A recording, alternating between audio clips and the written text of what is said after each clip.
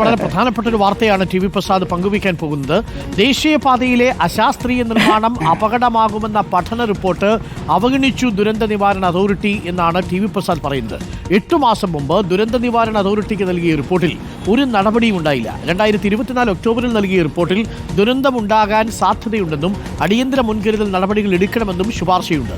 2024 September 25, 26 തീയതികളിലാണ് സംഘം സ്ഥലം സന്ദർശിച്ച് റിപ്പോർട്ട് തയ്യാറാക്കിയത്. കാസർഗോഡ് ജില്ലയിലെ മണ്ണിടിച്ചിൽ പ്രദേശം സന്ദർശിച്ചായിരുന്നു സംഘത്തിന്റെ പ്രാഥമിക റിപ്പോർട്ട്. ടി വി പ്രസാദ് ഉണ്ട്. ടി വി പ്രസാദ്, ഈ റിപ്പോർട്ട് തയ്യാറാക്കിയതാണ്. റിപ്പോർട്ട് ദുരന്ത നിവാരണ അതോറിറ്റി അവഗണിച്ചത് ഈ ദേശീയപാതയുടെ വികസനത്തെ അത് തടസ്സപ്പെടുത്തുമെന്നുള്ളത് കൊണ്ടാണോ, അതല്ല അതത്ര കാര്യമായിട്ട് എടുക്കണമെന്ന് തീരുമാനിച്ചതാണോ?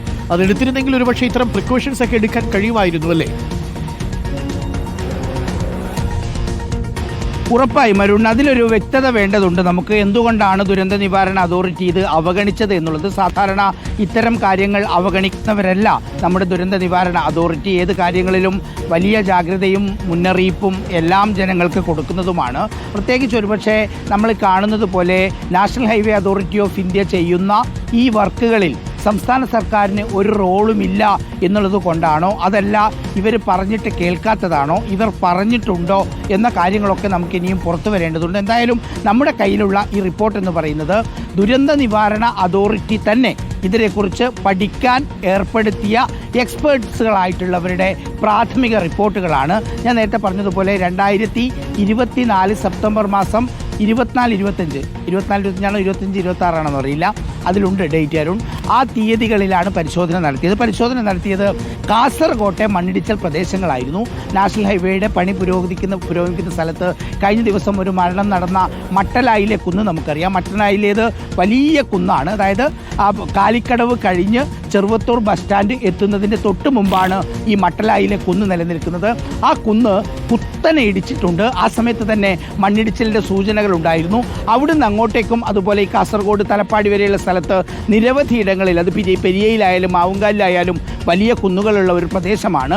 ഈ പ്രദേശത്തുള്ള ഈ കുന്നിടിക്കൽ അത് അശാസ്ത്രീയമാണ് എന്നാണ് പഠന റിപ്പോർട്ടിൽ പറയുന്നത്. അതായത് പഠന റിപ്പോർട്ടിൽ പ്രധാനപ്പെട്ട കാര്യങ്ങൾ അത് ഒരു ദുരന്ത സൂചനയായിട്ട് തന്നെ ആ റിപ്പോർട്ടിൽ പരാമർശിച്ചിട്ടുണ്ട് എന്നുള്ളതാണ് അരുൺ. ഇനിയിപ്പോൾ ഈ ദുരന്ത നിവാരണ authority national highway authority of ഇന്ത്യക്ക് ഇത് കൈമാറിയിട്ടുണ്ടോ, അതല്ല സംസ്ഥാന സർക്കാരിന് കൈമാറി സംസ്ഥാന സർക്കാർ അവരെ അറിയിക്കാൻ വേണ്ടി ചുമതലപ്പെടുത്തിയിട്ടുണ്ടോ എന്ന വിവരം നമുക്കത് ഇന്ന് തന്നെ സ്ഥിരീകരിക്കാം. പക്ഷേ ഒരു കാര്യം ഇതിലുള്ളത്, ഇതിൽ ഗുരുതരമായ മണ്ണിടിച്ചിൽ ഉണ്ടാകുമെന്ന് 8 മാസം മുമ്പ് തന്നെ റിപ്പോർട്ട് നൽകിയിട്ടും ഇപ്പോഴും നമ്മുടെ കുപ്പത്തും അതുപോലെ തന്നെ മറ്റു സ്ഥലങ്ങളിലുമെല്ലാം ഈ കാര്യം റിപ്പോർട്ട് ചെയ്യുന്നതും ആളുകളുടെ വീട്ടിലേക്ക് മണ്ണൊലിച്ചു വരുന്നതും അതുപോലെ തന്നെ റോഡ് തകരുന്നതും നമുക്ക് തടയാമായിരുന്നു എന്നുള്ളതാണ് ഈ റിപ്പോർട്ട് പരിശോധിക്കുമ്പോൾ മനസ്സിലാകുന്നത്. അതിൽ പ്രധാനമായും പറയുന്ന കാര്യങ്ങൾ, കുന്നുകളെല്ലാം ഇടിച്ചിരിക്കുന്നത് കുത്തനെയാണെന്നും മഴ പെയ്തു കഴിഞ്ഞാൽ ഇത് ഇടിയാനുള്ള സാധ്യതയുണ്ടെന്നും. കാരണം ഈ കുന്നിങ്ങനെ ഇടിച്ചതോടുകൂടി അതിലൂടെ ഒഴുകി വരുന്ന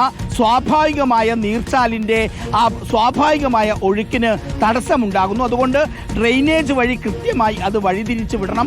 മാത്രമല്ല കുത്തനെയല്ല കുന്നുകൾ കട്ട് ചെയ്യേണ്ടത്, അത് തട്ടുകളായി തിരിക്കണം.